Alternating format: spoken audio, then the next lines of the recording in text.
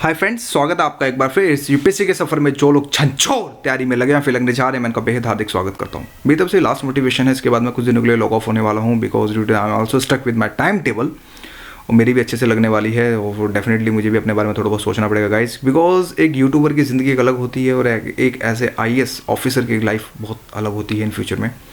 तो जिस सपने को मैं देखा, जिस वजह से मैं अब्रॉड से 5 साल धक्के खा के मैं इंडिया में आया और सेटल हुआ, काफ़ी क्रिटिसिज्म भी देखने को मिला। मेरी फैमिली एक तरफ थी, मैं एक तरफ था, पूरा सन्नाटा जिसको कह सकते हैं कि पूरी फैमिली एक तरफ, मेरा अपना डिसीज़न एक तरफ। उस डिसीज़न को स्टैंड पे रखा और आगे बढ़ा।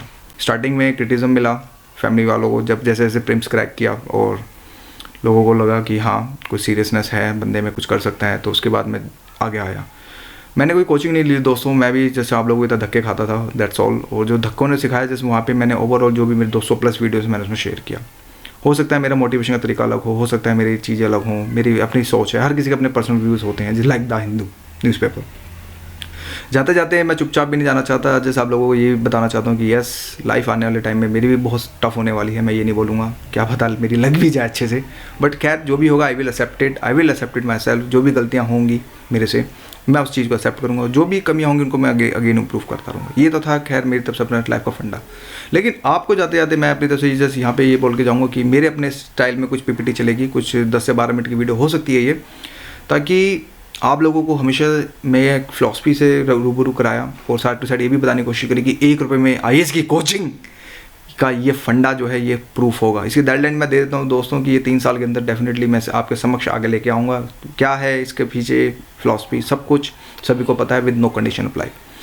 मैं यहाँ पे जैसे ये बोलूँगा कि जब तक तोड़ेंगे नहीं, जब तक छोड़ेंगे नहीं। एक एटीट्यूड बना के रखना हमेशा लाइफ में कि जब तक तोड़ेंगे नहीं, जब तक छोड़ेंगे नहीं, चाहे कुछ भी हो जाए, इसके पीछे पड़ना है, चाहे कुछ भी हो जाए, तो अटैम्प्ट खत्म हो जाए या फिर एज का बैरियर लग जाए, जब तक इससे हार नहीं मानी, बीच में रास्ता नहीं छोड़ेंगे हम, चाहे कुछ भी हो जाए।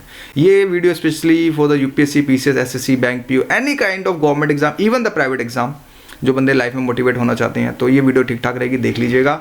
और सभी सरकारी नौकरियों का बदला लेगा तेरा फैसल, चाहे कुछ भी हो जाए, इस बार तो तोड़ के रहेंगे। कुछ ये वाली हमेशा फीलिंग्स हमेशा रखिएगा। कुछ दिमाग में आप लोगों की ये भी आइडिया चल रहा होगा, what about our time table. बहुत जो टाइम टेबल चल रहा है 2018, 19, 20 का, definitely I will be come in every month 1 time, और मैं आप लोगों को टाइम टेबल देकर चुपचाप चला जाऊँगा जितना मेरे से बन सकेगा। तो हैव फेथ ऑन मी, मैं आप लोगों को रास्ते में बीच में नहीं छोड़ने वाला, दैट्स माय प्रॉमिस। चाहे मुझे कुछ भी हो जाए, मैं आपको देता रहूँगा, बिकॉज ऑलरेडी 2 मंथ का दे चुका हूँ, खैर अलग चीज़। तो guys let's check out the first problem. First की प्रॉब्लम्स क्या क्या होती हैं हमेशा से, आखिर मोटिवेशन की हमें क्यों ज़रूरत होती है, क्या रीजंस होते हैं, इसके पीछे खंगालने की कोशिश करते हैं। मेरे अपने स्टाइल में डिड नॉट डू वी शीकी गूगल फूगल, ये मेरे बस की नहीं है। मैंने जो सोचा वो यहाँ पे यही लिखा। हो सकता है मैं गलत भी हूँ, मेरे अपने पर्सनल व्यूज़ हैं, तो मुझे माफ़ कर दीजिएगा गाइस। फर्स्ट ऑफ ऑल ये देखा जाता है कि mindset problem. I am an average guy और गर्ल, दिमाग में बस ये रहता है कि ज़िंदगी में 70% से आगे बढ़े ही नहीं। हमेशा से जो एवरेज मार्किंग रही 55, 60, 65% पे ही हम मरते रहे। एक ये फिलॉसफी भी देखने को मिलती है कि मैं एक एवरेज बंदा, एक जो सामने 95% जो लेके आया है, क्या मैं उससे चैंप को बीट कर पाऊंगा। एक पर्टिकुलरली माइंड सेट हो जाता है हमारे दिमाग के, यार वो इतना इंटेलिजेंट है, एक चीज़ें पढ़ के जाता है, मेरे में चीज़ें कंसेप्ट नहीं आती। तो यहाँ पे एक चीज़ याद रखिएगा, एवरेज आप इसलिए थे बिकॉज आप अपनी लाइफ में सीरियस नहीं थे। जब आपने अपने कोई मिशन ठान लिया, चाहे UPSC हो, SSC हो, बैंक PO, स्टेट PCS हो, कोई भी हो, गेट हो, फेट हो, कुछ भी हो, अब आप सीरियसनेस आ गया है। तो जब वो बंदा पहले से सीरियस था लेकिन अब आप सीरियस हो गए, तो यानी कि जो सीरियस का जो लेवल है वो अब आपका इक्वल आ गया है। परसेंटेज छोड़ो, एलिजिबल हो, आगे बढ़ो, डेफिनेटली आप उसको बीट कर लोगे, दैट्स माय प्रॉमिस। हमेशा से ये ध्यान रखो कि मैं एवरेज वालों को भी, क्योंकि मेरे को काफ़ी सारी मेल्स आते हैं दोस्तों, बट यहाँ पे जैसे ये बोलूँगा कि जो एवरेज वाला जो फंडा दिमाग में चल रहा है उसको बिल्कुल स्किप करो, दमदार एटीट्यूड से आगे आओ और आगे बढ़ो। I can not make it बहुत, दिस इज जस्ट अ फंडा, रिमूव फ्रॉम योर हार्ट। मैं हमेशा ये बोलूँगा कि इसको दिमाग से बिल्कुल निकाल दो। रिमेंबर ओनली, मेरी तरफ से जस्ट एक ही वर्ड को याद रखने की कोशिश कीजिएगा, there is a will there is a वे।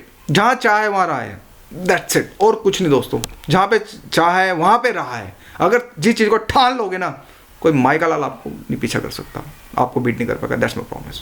तो गाइस इस चीज़ को याद रखने की कोशिश कीजिएगा। जो माइंडसेट प्रॉब्लम है तो प्लीज़ इस चीज़ को रिमूव करें। सेकंड थिंग, ये दे मेड एनी एग्जाम हुआ, भाई UPSC है, ये SSC है, स्टेट PCS है, कमीशन की तैयारी कर रहा हूँ, यार हुआ ना बनाओ।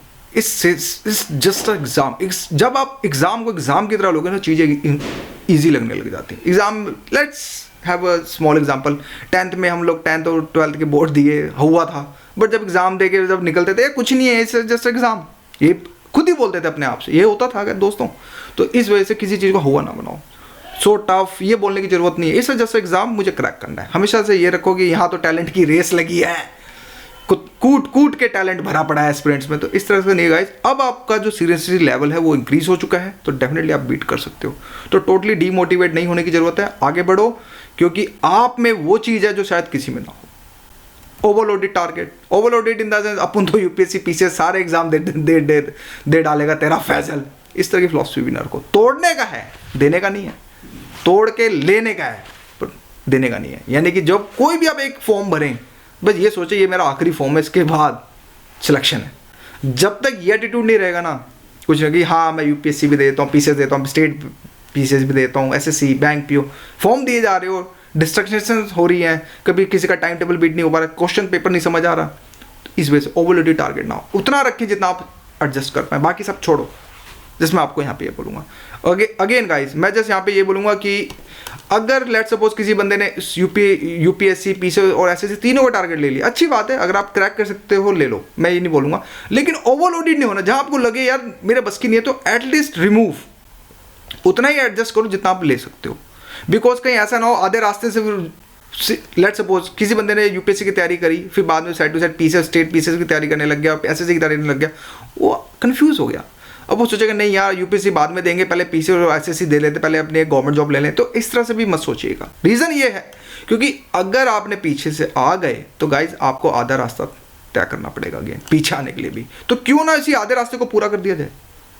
तो यानी कि ओवरलोडेड टारगेट नहीं लेना, हमेशा दिमाग में सेट करो। डिस्ट्रैक्शंस बहुत होंगी, दोस्त बोलेंगे ये कर ले, वो कर ले, फलाना कर ले, ढीकड़ा कर ले, मुझे भी कहते हैं लोग, I did not give any state PCS SSC bank, मुझे पता है भाई मेरा जस्ट टारगेट यूपीएससी बना रहा है, दैट्स इट, मुझे नहीं देना।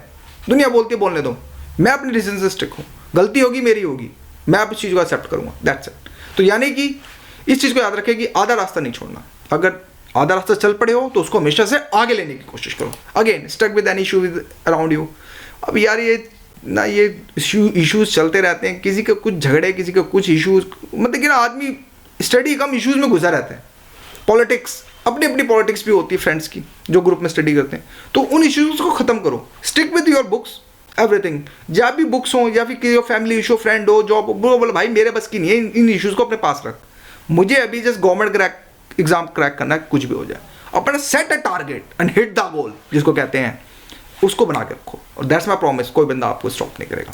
इसी तरह making excuses if you failed, भाई अगर फेल्ड हो गया तो उस चीज़ को अपने ऊपर लो, क्यों दूसरे के ऊपर डाल रहे हो यार। Don't put this blame on someone else, something कि भाई उसकी वजह से नहीं हुआ, ये नहीं हुआ, फलाना नहीं हुआ, टाइम नहीं मिला, जॉब नहीं था। भाई फेल हो गए ना, एक्सेप्ट करो और आगे बढ़ो, उस चीज़ से सीखो और आगे बढ़ो।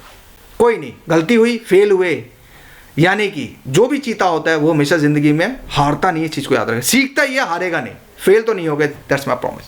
तो इस चीज़ को हमेशा आगे बढ़ो, गलती को खुद एक्सेप्ट करो, ठीक है यार गलती होगी, अगली बार देंगे, क्या हो गया, एक बार गिरे दूसरी बार उठेंगे, और मज़ा आएगा हमें उठने में। तो इस चीज़ को याद रखो। Third thing, believe not believe in your self. कभी कभी होता है भाई, अब एक आत्मविश्वास की कमी रहती है, अपने पर विश्वास ही नहीं, lack of the confidence, something like that, हमेशा से बना रहता है। कंफ्यूज अबाउट द टारगेट, भाई सोच तो लिया, कहीं फेल हो गए तो लगा देंगे हमारे पड़ोसी अच्छे से, हमारी फैमिली वाले, नेबर्स को तो बस समझ जाओ यार, आप लोग खुद समझदार हो, लगा देंगे अच्छे वाले अगर मैं फेल हो गया तो, इस चीज़ का डर रहता है। छोड़ो यार, क्या होगा, फेल ही होंगे ना, तो एटलीस्ट बिलीव तो रखो पहले अपने ऊपर कि हाँ मैं क्या लूँगा, कुछ इस तरह की फिलॉसफी हमेशा से रखो। Just believe in your self guys, real boss only you, कोई किसी का बॉस नहीं, ना मैं किसी का बॉस हूँ, ना आप मेरे बॉस हो। हर आदमी अपनी फील्ड का अपना बॉस, अपना चीता या फिर शेरनी होती है। तो इस वजह से गाइज याद रखिएगा कि अपने ऊपर बिलीव रखना स्टार्ट करो। नेक्स्ट सोल्यूशन देखते हैं इसका गाइज, प्रॉब्लम्स क्रिएट करके नहीं निकलना, सोल्यूशन भी दिखा के निकलेंगे। जस्ट बोलूँगा shut down all the issue around you. अगर पढ़ना है तो बस दिमाग में सेट कर लो, हाँ मुझे पढ़ना है, दैट्स इट। जो भी इश्यूज हो रहे हैं छोड़ो यार, कोई भी बोलता है भाई तू अपने पास रखे इशू, मुझे नहीं पढ़, मुझे सिर्फ स्टडी करनी है अभी, क्योंकि जब इश्यूज आएंगे दिमाग में चीज़ें चलती रहती हैं, जब ये चीज़ें चलती रहेंगी फिर पढ़ने में मन नहीं लगता, फिर डाइवर्ट होता है दिमाग इधर से उधर। तो बेस्ट थिंग ये है कि इश्यूज को शट डाउन करो। नेक्स्ट इसमें ये बोलूँगा, remember any exam, remember these things and apply it. कि हमेशा से कोई भी एग्जाम दे रहे हो यार, यूपीएससी, एसएससी, पीसीएस, कोई भी हो, एनालाइज सिलेबस फर्स्ट। अब ये नहीं कि बुक्स के पीछे मत भागो। हमेशा से देखता रहता हूँ लाखों मेल, हजारों मेल की तादाद में मैंने रिप्लाई किया, सर सिलेबस ही नहीं पता चलता लोगों को क्या पढ़ना है। सिलेबस देखो, पेपर अप्रोच देखो, पेपर क्या कहती है, डाउनलोड प्रीवियस पेपर्स देखो कि पेपर्स के अप्रोचेस क्या कह रही है, लेटेस्ट ट्रेंड क्या कह रहा है, उसके हिसाब से स्टडी करनी है। चेक एंड बुक पॉलिसी, यानी इन द सेंस अगर आपको लगता है कोई बुक अच्छी है मार्केट में, कोई इसके पीछे दुनिया नहीं भाग रही, लेकिन आपको अच्छी लगी भागो। आपको लगेगा कंटेंट दमदार है तुम लो, जरूरी नहीं कि जहाँ भीड़ भाग रही मैं भी वहीं भागूँ, ऐसा भी नहीं होता। अपनी अकल खुद लगाओ।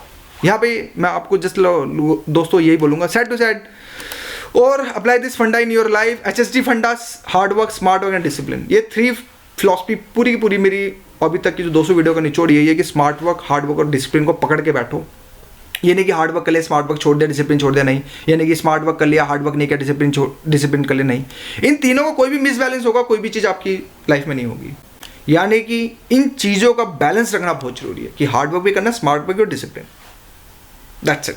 आप इन चीज़ों का बैलेंस में ले आओगे तो डेफिनेटली आप कोई भी आपका टारगेट है, चाहे कोई भी हो यार, गवर्नमेंट एग्जाम, प्राइवेट एग्जाम, कोई भी एनी इवन द लाइफ का टारगेट हो जाएगा। That's all. Next guys, just remember stick with your HSD फंडा। मेरी तरफ से हमेशा से याद रखने की कोशिश कीजिएगा। और एक बात, जो मेरा डायलॉग पॉपुलर हो गया है, क्या के लेंगे इसकी, चाहे कुछ भी हो जाए, क्या के लेना है बॉस, चाहे कुछ भी हो जाए, इस चीज़ को हमेशा याद रखिएगा। और थैंक यू फॉर जबरदस्त support and miss you all guys, because अब टाइम आ गया मुझे भी अपना घर बसाना है। कहीं ऐसा ना हो दूसरा घर बसा खुद का घर उजड़ जाए, तो ये फिलॉसफी भी ध्यान में रखनी है।